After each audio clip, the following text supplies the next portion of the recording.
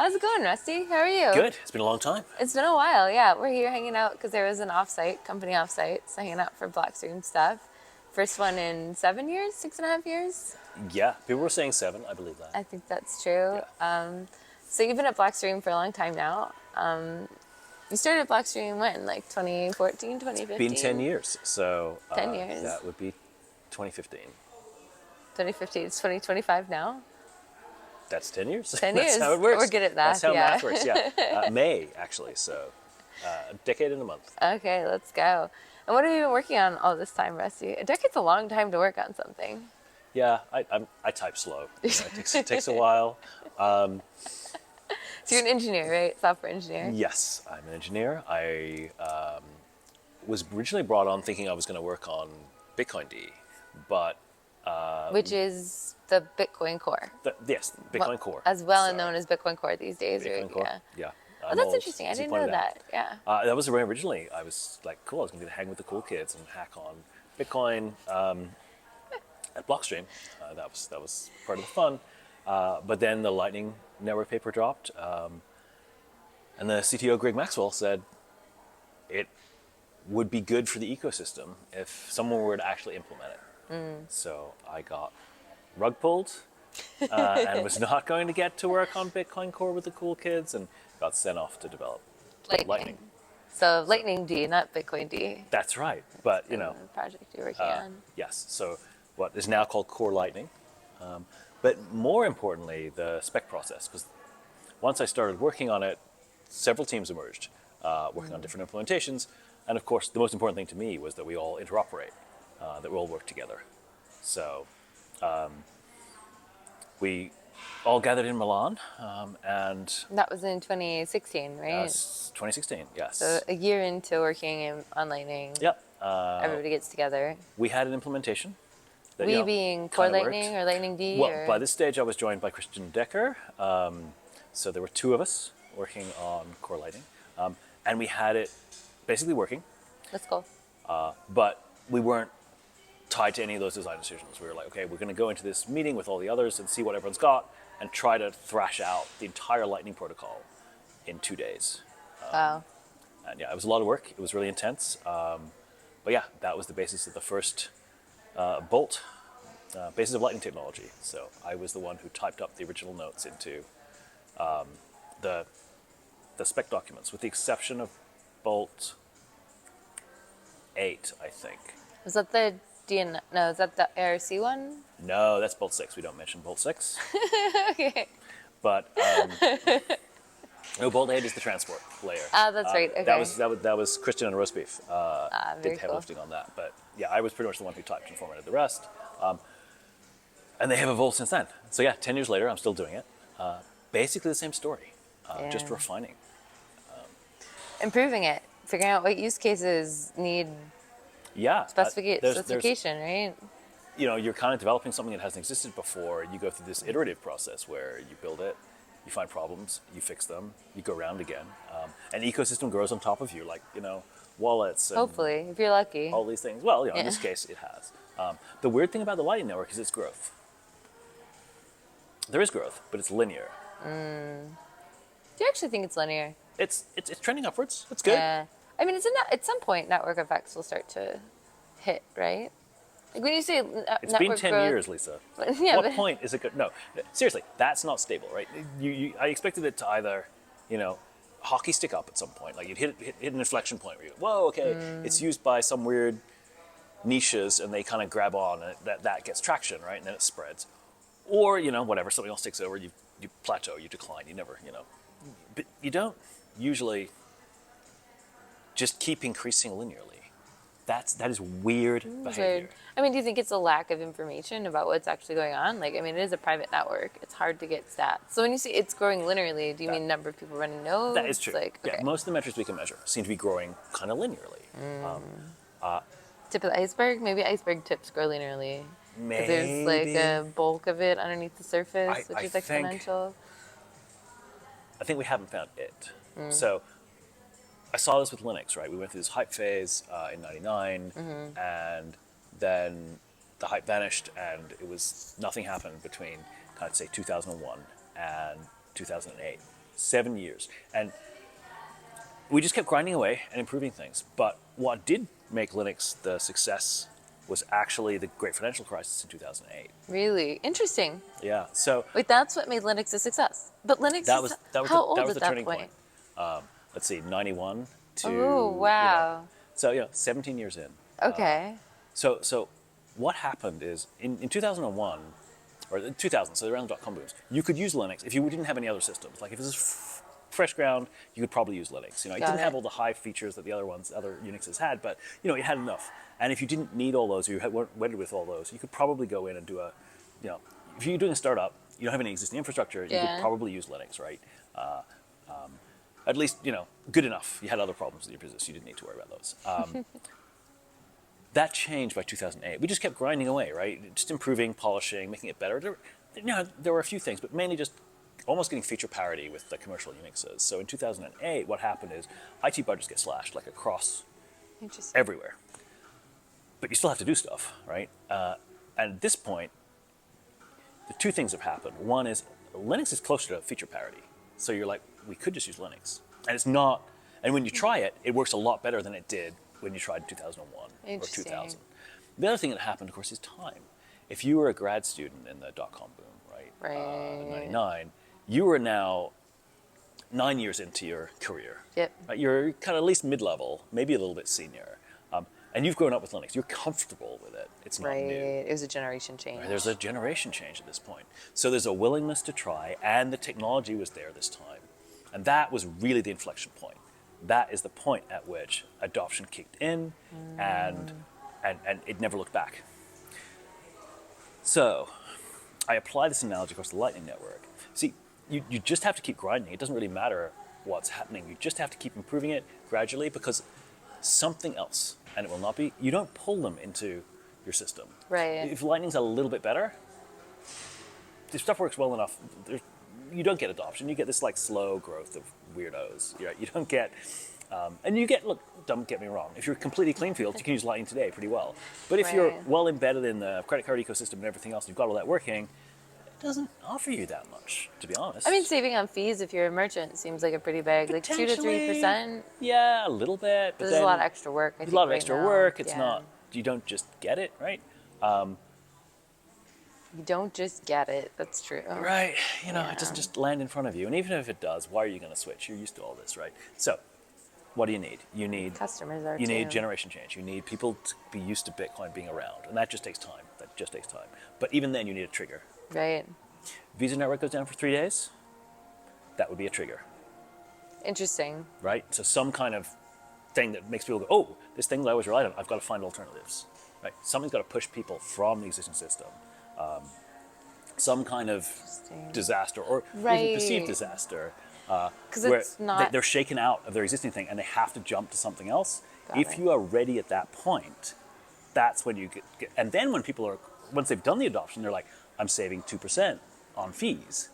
So then they're happy Then they're happy that right? they made it. But But something has to get that them 2% to make is not enough the to push search. them. Got it. Right? Okay. Now maybe for a fresh business, it is. Or But like for someone who existing doesn't stuff- want to have to go through all the trouble of registering and doing KYC to sign up to accept credit card payments. And Exactly. Although there, as always, because so many people have done it, it's a pretty well smooth path. That's true. Yeah. It's And there's just not that online businesses that try and make sign up Exactly. easy. Precisely. So there's a whole industry there that has made that smooth. So I don't see this. Maybe that's why we're seeing linear growth, because we haven't hit that point. I mean, where a people lot of actually it, do I think, is you kind of are looking for new entrants or new use cases for payments that aren't Yeah. serviced by the old ones. And that takes time and energy to grow, right? And then those have Yeah. to grow exponentially. I don't know. Yeah. That's right. So there needs to be a new industry that appears. That would be the other thing. Right. A new industry that appears that is Lightning native for reasons. It doesn't even need to be logical reasons. Maybe just because they could. Maybe because Right. that becomes the industry norm for that weird vertical, right? And that grows, and we grow with it. And we grow with it, yeah. Yeah. But that's kind of an infrastructure thing, right? Is when you build infrastructure, you grow with the ecosystem and Yes. the industry. Infrastructure is hard and slow. It always is. Infrastructure is never quick. If you build something that's never been built before, it's weird, and by definition, people have lived without it for so far. Right. So, in retrospect, you can often look like, "Wow, how did you live without this?" But it doesn't work that way when you Right. when you live forwards in time, right? And so this, I expect, is what we're going to see with the Lightning Network. The problem with this is it doesn't give you a timeline. Right. If you are wondering at what point will I wake up and be able to use Lightning everywhere, I don't know, No one knows. right? I would have guessed that by 10 years we would be a lot closer Closer than to we are. it. I mean, I'm not unhappy that we're directionally correct. We're just our I mean, velocity. Steak and Shake just adopted it. Oh, yes, that's what I have to do today before I fly out. Go to a Steak and Shake and have I think you have to be shake. careful, though. I heard some people went to ones in the Vegas area. We're in Vegas, so spoiler alert that some of them weren't accepting it. So just I don't know, call ahead or something. Wow, no, I will. Do you know who I am? Yeah. No? Okay, and then I'll walk out. Or something, I don't know. So other than working on, you know, so you're working on Lightning. You're still working on Lightning. Yeah. What projects are you focused on? Have most of your focus these days in? Is it core Lightning stuff? You were doing like great script restoration. We should maybe chat about that for a little bit. Probably should. But still in Lightning, like you're still working on core Lightning day to day at Yep. Blockstream. What projects are you excited about right now? So there's a couple things I'm really excited about, but the one that probably has most user impact directly is recurring Bolt 12 offers. There you go. So this is something that we really wanted in the first Bolt 12 And by spec. really wanted, you had it spec'd out and implemented. Had it spec'd, had it implemented. Yeah. But at the end of the day, we went, in order to like increase people's acceptance and like, you know, how easy it is to implement, we actually took that out again. And for context, this was 2020, 2019? Okay, you had it implemented in 2020, which was Yeah. 5 years ago. Exactly. So, okay, so we took that out. It's an experimental feature only in Core Lightning. To prove it out, I'm going to rework it because we've updated the spec. So the way this works is 2 independent implementations. We've got to implement it, checks that we interoperate and all that, and then we can put it in the spec final. And then in Core Lightning, we can take off the sticker that says it's experimental only, and then we can push it. So I'm really looking forward to doing that revision. We've had some good feedback on the spec. We're simplifying it a little bit, which is nice, which means, sorry people, if you've got an experimental Core Lightning offer out there, it's going to break if you use recurrence. Next thing, I may do some bridging, but experimental features are like that, right? You get to play with them, but no guarantees. It's why we have a spec process. It's why we have experimental. And sometimes it's not worth the engineering resources to try to bridge across the old and new. So I'll probably just break them. There aren't many. I mean, people just basically use those for playing with because it has to only be Core Lightning to Core Lightning, and they both have experimental stuff enabled, and it's a bit weird. So that is exciting, and the reason it's exciting is that that's what I want as somebody who you have your wallet, it pays for stuff. You really want recurring payments. A lot of things are naturally recurring payments, and vendors love it. But one of the reasons they love it is because they can pull recurring payments. This is like how recurring payments work outside of Bolt 12s. In credit cards, right? Recurring payments are great for vendors because they make it painful for you to cancel. But of course, in Lightning and in Bitcoin generally, it's a push technology. So you're in complete control of your own recurring payments. Yeah. And you just flip across the recurring payments tab and you go, nope, I'm not paying that anymore. And you're done. They cannot create any barriers to you unsubscribing and things like that. Which I think empowers you. But it's good. Like, it's convenient. Recurring payments are great. And they're really good for donations and things like that. So I really look forward to having this technology. But the steps are implement, test, interop test.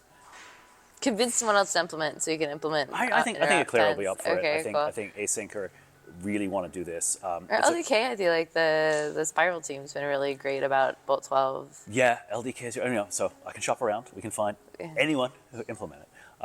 Test it, make sure we're happy. And then wallet adoption. I think I'm going to start a big push to go, I really want all the wallets to start to, the time is now to do Bolt 12 with recurrence.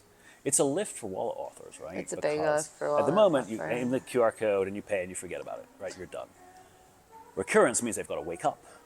They've got to handle all that. How is this like, okay, so I mean, it is a big lift for wallet devs. Wallet devs in the meantime have been using something called Nostr Wallet Connect to do, I think, exactly this with recurrence or the ability to like, actually, I haven't really looked into it that much, but I don't think Nostr Wallet Connect has recurrence. Okay, I was gonna say how much of the infrastructure that Nostr Wallet Connect is built into wallets might be reusable for Bolt 12 recurring Nostr Wallet offers. Connect is, having read the NIP briefly, was it's fairly straightforward. It's basically a command and control layer for your wallet to say, hey, pay this, or issue an invoice or something like that, through the Nostr network, right? So you don't. Okay, so it's really like a command. It's a way to like send commands to your wallet Yeah. across Nostr. Yeah, which Got it. Which could be I need an invoice or that's right, or send this payment. send this These are payment. probably the main ones that you want to implement. So that kind of is still in the old model then. Like the service can say, hey, send me a payment. Yeah. And if you've authorized it, you're like, okay, sure. Yes. Your And wallet so will say, I okay, think sure. See, this is one of the reasons I really want recurrence in Bolt 12, because that's the wrong model. I don't want you to hand a ability to pull money out to a vendor. That is exactly the wrong. I mean, model. that's the way. So this is the traditional model, and Yes. you're saying recreated And it it's with wrong. Nostr Don't do Wallet that. Connect. Right. But people create things that are like existing models because they're easy. They are easy. But what sovereignty and control require that it be a push system and it remain a push system. And by push system means your wallet pushes it out to Yes. vendors. Your wallet, you have agreed to pay $5 a month for something, and your wallet, as your agent in the world, goes out and makes that happen. Right, and then if you want to cancel, you just cancel and you just don't pay it. And so Cancel. that this would require every service provider basically to have a thing that if the payment doesn't happen, they like cut off service. Yeah. So we have. It's kind of like your water bill. Yeah. Maybe. Well, interestingly, there's a really good feedback from Matt Corello on the Over Bolt at the 12 Spiral recurrence team, spec. yeah. Yeah. So Matt pointed out that apparently Apple Pay do this, where when you cancel a subscription on Apple Pay, Oh, interesting. it doesn't notify them until next time a payment is due, and then goes, by the way, we're not paying this anymore. And I kind of think that would be a good model for Bolt 12. It's like, as a courtesy, right? Yeah, best effort. But by the way, it's not just that we've fallen off the planet. We've Right. canceled. Yeah. Right? But again, don't tell them until the next one was due. But Apple can do that because they use a different credit card. Yes. For But we can every- adopt the same UX model That's for cool. Bolt 12, which I actually think is quite So, clever. I mean, I feel like I talked to a product manager, Michael Rizzani, sorry, Michael, if I got your name wrong. I think he moved to Coinbase a few years ago, but when he was at Cash App a while back, he was talking about Bolt 12, and he was like, oh, what's so cool is you can build Apple Pay for Lightning using Bolt 12 because you get a lot of the features and like recurrence, Yep. et cetera, using Bolt 12s. Yep. Anyways, so that reminds me of that. Yeah, I'm deeply unfamiliar with Apple Pay, but this was the feedback. Yeah, from that Matt, seems when I was cool. talking about, do we want to send a message to say, by the way, this is not an accident. I am not. Don't expect the next invoice fetch. So yeah, this is one of the reasons I really like the spec process, is that you do get feedback from different parties with different uses and different experiences, and you go, oh, okay, that's a clever idea. So from here on in, there's a PR for the spec. It's got comments on it. I've got to then do an update to the PR, then I've got to implement it. Then I've got to go back and see which bits were not actually implementable. All those, that loop. And then ship it in Core Lightning. What are we? Soon. 2509? September then. Next release in September. All right. 2509. So that's exciting. But so then shipping it in Core Lightning is just step one. Then you have to get all the wallets also integrated. Oh no! Then I have to get someone else to implement it. Right. And then hopefully they won't discover problems and we'll be fine. Otherwise, there'll be another revision. Series. Once we've both got it, we put it in the spec. We take off the experimental tag on Core Lightning, and then we go around to wallets. Okay, it is time now for you to get serious about Bolt 12. Now's the time. Let's go. Which I think will be fun. All the things are here. Because everyone's sitting there waiting with nothing to do in the Bitcoin ecosystem except for True. wait for new features to be demanded by users. This episode is brought to you by BTC++, the premier technical conference series for Bitcoin developers.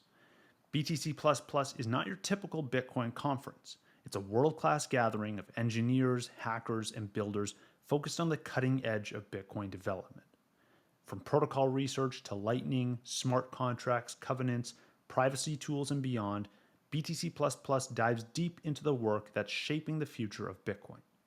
Join us for our next event in Riga, Latvia on August 7th and 8th, focused on Bitcoin privacy, and see all our upcoming events across the globe at btcplusplus.dev. So outside of Bolt 12, so Bolt 12 is like in the Core Lightning. That's kind of your current focus right now is getting recurrence out, shipped, adopted into wallets, into users' hands, into hands of people that want to accept donations, etc. Let's talk maybe a little bit about, because I don't want to take too much of your time, about last year at Bitcoin Plus Plus, you came and we talked about script. You came and you presented this Bitcoin D related project, the project with the cool kids that you're not allowed to work on. No, I mean, not allowed to work on. You're not paid to work on. But you spent a lot of time thinking through how you would update script in Bitcoin. Yep. So you called it the Great Script Restoration Project. Yep. And people that are interested and want to watch the presentation, you can check it out on the Bitcoin YouTube. Thanks. So Bitcoin Plus Plus back in last year, we talked 24. about script.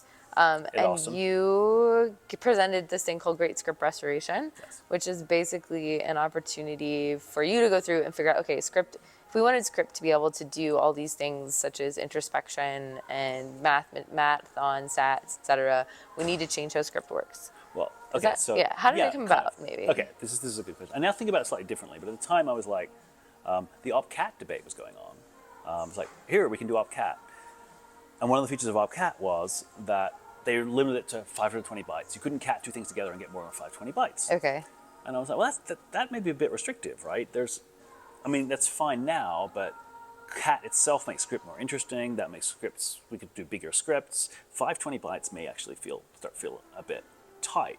So why does it need to be 520, right? And you come back, so like, well, the reason is that there was a CVE in Bitcoin, a vulnerability found in 2010, because the script system was too powerful. You could do anything, right? This meant you could basically consume a lot of CPU, and you could consume a lot of memory, right? You could say, okay, duplicate this thing, and now cat them together, and now duplicate again, and cat them together, and now duplicate them again, and cat them together. That takes up a lot of memory. Until you run out of memory. Yeah. Fall off the network, right? Satoshi, after this was reported, went, oh, wow, there's a lot of these. There's like a whole, script was written without any real thought of limits in mind, unfortunately.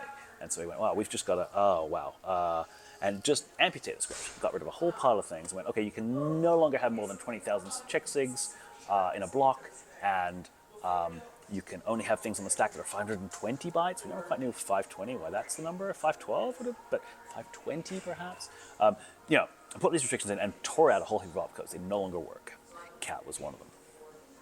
So then the question goes, okay, people for a long time were using script, but we keep bumping up against limits of things we can do.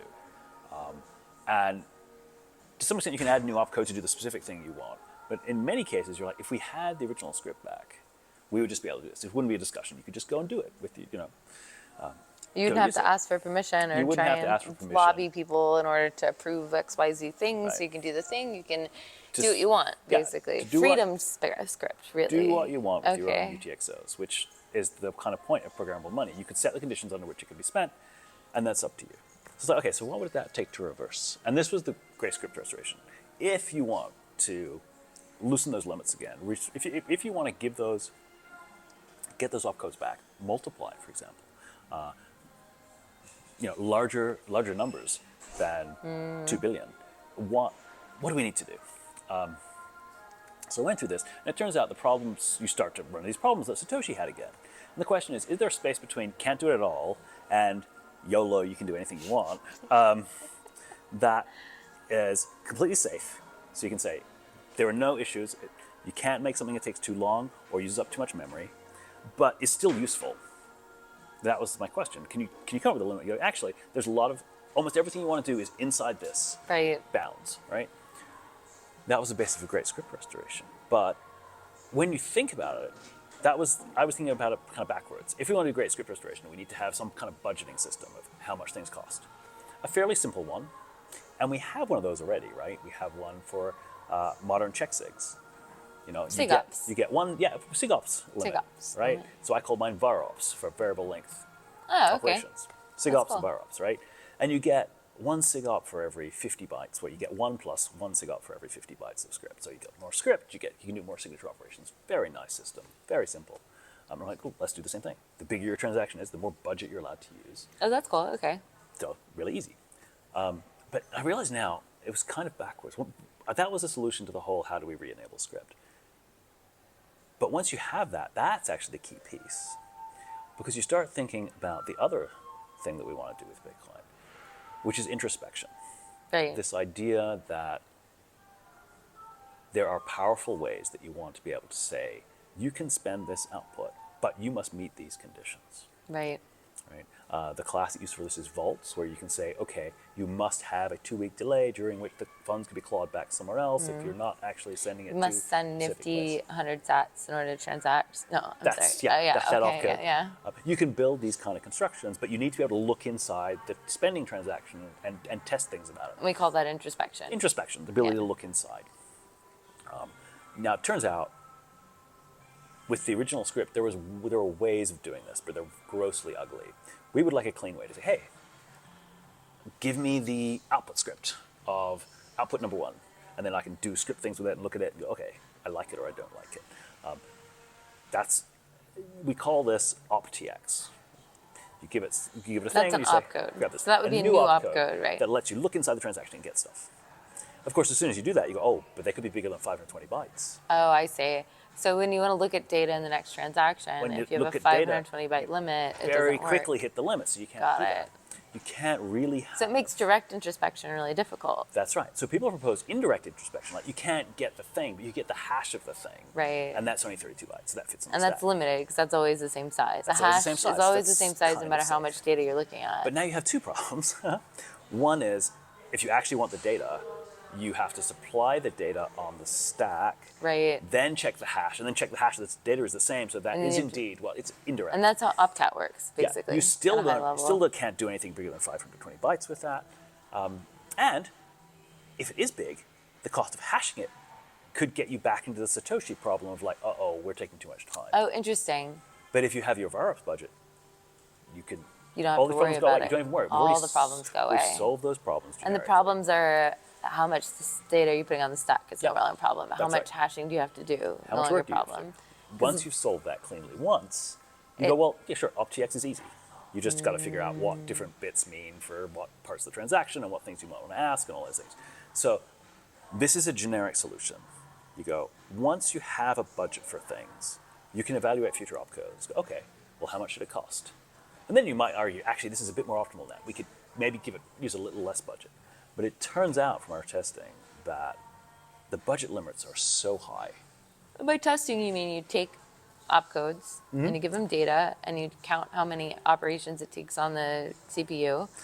Yeah, we did benchmarks across everything from the Raspberry Pi 3, which is kind of the lowest end Raspberry Pi that supports 64-bit. It's achingly slow. Right? You can run Bitcoind on this. You can't compile Bitcoind on this, Okay. but you can run Bitcoind on this. Interesting, So yeah. you can run Bitcoin Core on this. It works, but it's slow. You don't want to mine off it because it's too slow. But it will validate blocks. And you're like, okay, the question is, if you enable script and you have this budgeting system, is the worst case block no slower than it is today? Because today, you could put 80,000 check sigs Okay. in your block. So cool. So let's keep that. So you can already take however long that takes. So the amount of time it takes to check 80,000 80,000 signatures. signatures. All right, that's your bar. benchmark. Okay. Yep, okay. That's So how we need slow to a be- block could be today. Make sure that no amount of VAROPS. weird VAROPS can ever meet that. And that Okay. was our benchmark, Oh, basically. that So, sounds okay, pretty cool. Let's figure that. So don't make it worse. Right. Keep within that limit. And it turns out that you can do an awful lot of work in that time. Computers are really fast, right? And CheckSig's time is slow, even though we've optimized it really well now. Right. It's a lot faster than it used to be. But still, that is, you have so much headroom that it's really hard to come up with a script that actually hits these limits.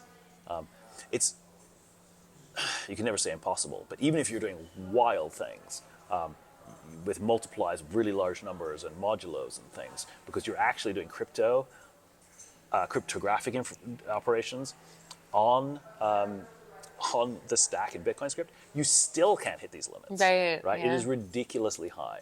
So that answered my question, at least to my satisfaction. There is plenty of room to have a very useful script which still has a limit, but has a limit so high you don't ever have to actually And what's cool worry about that is you can bring back like arbitrary multiplication. Like you multiply Yes.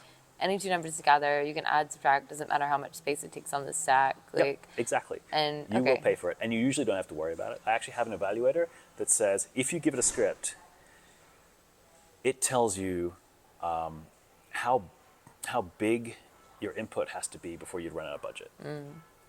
Using some approximations, like worst case approximations. And for many things, you could never put anything big enough on the stack to do this. Because if you did, you'd have more budget too. Right. Because it's bigger. Oh, interesting. At some point, you go, well, it doesn't no, you cannot hit. And so for most scripts, the answer is you can't hit your budget. Like you could put 4 meg on the stack. Wow. I mean, a whole block worth, pretty Yeah. much, on the stack, and you still can't hit your budget. And this is true for almost every script.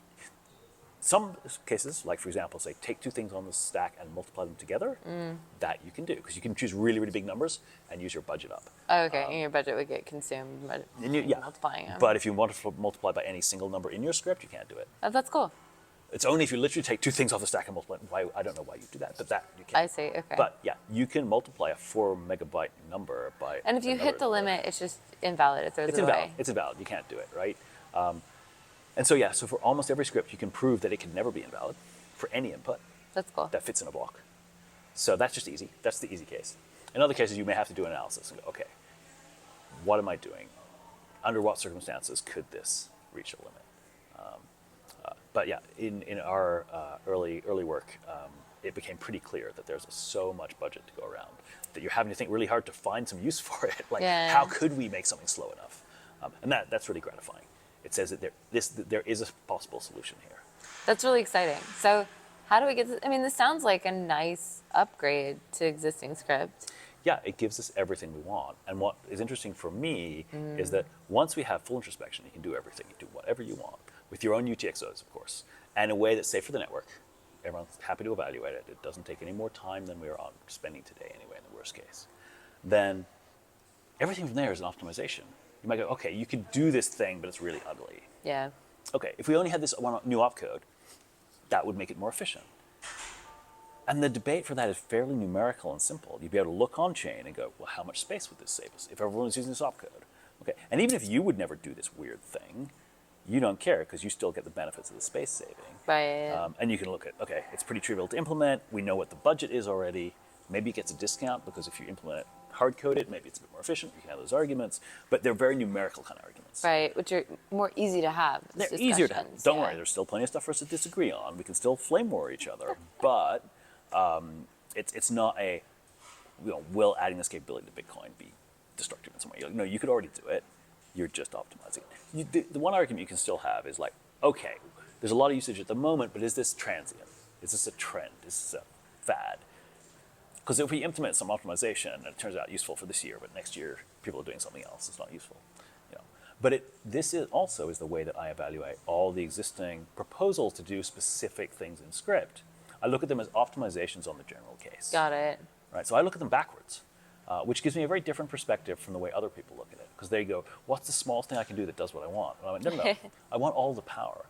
If you control your UTXO, we have, I think, a moral responsibility, ethical responsibility, I'm not sure which one it is, but a responsibility to empower you to be able to express your sovereignty and your desires on that as much as possible. And this is the Bitcoin story. So if you own Bitcoin, you should be able to put... You should be able to control, and whether I think it's how stupid it gets or spent. not, you should be able to control how it gets spent. If you step right back to the beginning, Satoshi didn't need to implement script. He could have gone, True. that's You could have hard. just done pub keys. Yeah, you have a cosigner. You have an oracle somewhere that interprets things, and it decides whether to cosign or not. Oh, interesting. You could do anything you want with that system. Interesting. Of course, it's a trusted third party, and the whole point of Bitcoin was to avoid trusted third parties. So that's why he implemented script and tried to make this programmable money. Unfortunately, we had to back away from that. But the dream is still there, that if it's your Bitcoin, you control under what circumstances with as much flexibility and power as we can give you. And I think that's still important and worth trying. Cool. So what's the current status on Great Script Restoration? You did all this work, you did all these benchmarks. So I got to the point where I can When give a talk does it about ship? When software? When does it ship? Okay. So we've actually found someone who is interested in working on it full time, because I realized after it had been a good 6 months, people kept asking me, and I'm like, man, I kind of worked on it in part, like in my spare time to get this stuff done for the conference. I have a day job doing Lightning. I have a family. Stuff. I like sleeping. It's hard to find time to work on side projects, particularly ones that I think are this big and important. So I put a call out. We've got a couple of people who are interested, and at least one of them is going through the process now of trying to get a grant to work on this. So I will be mentoring them and helping them through this. So for me, though, I'm looking beyond that. I'm looking at somebody really needs to implement OptX. So with all these proposals, I remain healthily skeptical, right? And that's until the thing is finished. The devil's in the details. If there's one detail that's wrong, you find out one thing, oh, this actually invalidates the whole idea. That can happen in technology. So to really fairly assess something, you need the implementation and the spec in front of you in its complete form, not just a proposal. A proposal can be nice, but to really understand whether or not this is the right thing to do, you need all the details. You need to finish it. Right. You need to finish all the var ops down to the final opcode and byte. You need to implement it so people can test it. You need to do optx. You need to spec that. You need to implement it. You need to have the arguments about it. You need to go through all that work. It's a lot of work. Yeah, until you have polished the best proposal you can, and then you honestly look at it and go, is this worth it? It's a lot of work before you go, is this worth it? But you can't really assess until you get to the end and go, okay, this is how much of a change it is to Bitcoin, right? Is it worth doing that change? And this is an area on which people can honestly disagree and say, actually, no. Maybe it's not. Maybe Bitcoin is good enough. Maybe the incremental power that we get from this is not worth it. Now, my feeling is that it does, but I refuse to commit to that until I can actually look at everything, total lines of code, complexity, theoretical complexity. Are there some corner cases? Does somebody find an issue where the VAROPS budget does not cover some important case? Right. These are all things you have to go through before you can fairly assess and say yes. And hopefully at that point, I am convinced that this is the way forward, and then I will advocate for it. Right? But right now you're like, this is an interesting avenue of research. You're excited about someone spending time on it, and almost the opposite. This is an interesting avenue of research, and I wish somebody else was doing it, but no one is.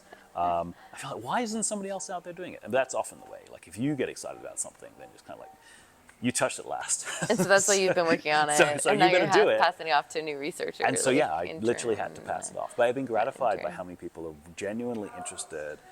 Even people who are uncertain whether or not this is the right path for Bitcoin are like, but they want to see the work finished so that they can fairly assess, so that we can genuinely have an open debate and a really good analysis of whether this is what we want to do.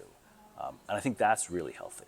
It's not the debate you see on Twitter, but it's the interactions you do get with developers in the space. And that's really nice. A lot of people over the last 2 weeks have been asking me, so what's happening about Great Script Restoration? So it is going forward, and that is going to be great to see. Yeah, that's really exciting. I mean, it's cool when you talk about it, it's like, oh, that makes so much sense.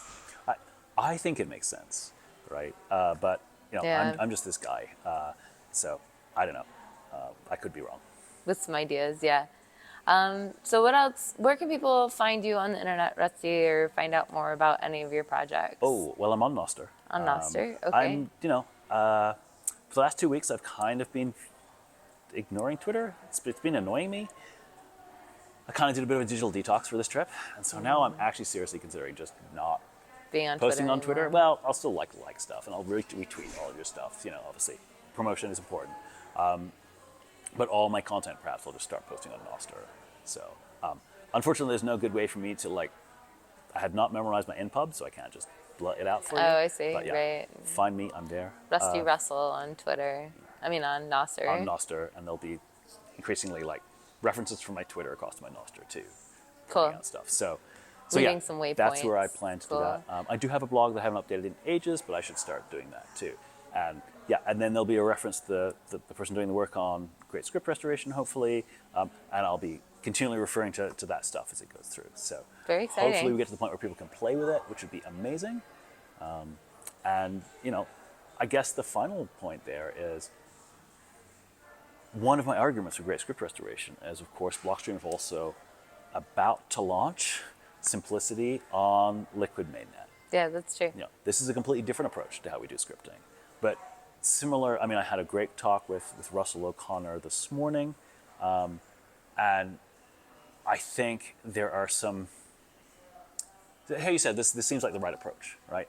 This is very much that kind of thinking of ignore constraints. What is the right approach to scripting is where simplicity comes from. Mm-hmm. And that's why I want at least a well-developed maximal script that is the best script we can do.